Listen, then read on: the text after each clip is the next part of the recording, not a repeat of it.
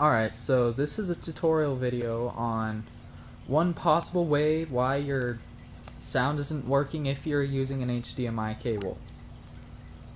I had this problem for a few days actually, and then just barely figured out probably 10 minutes ago, just messing with settings.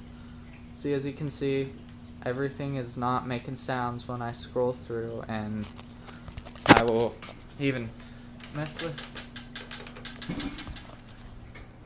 turn the volume up to 29, still no sounds at all.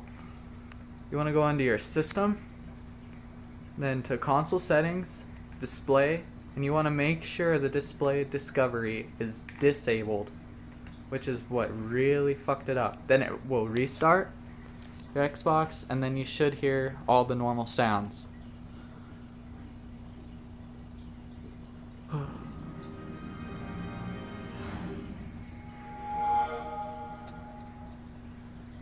So, that's one way how I fixed mine.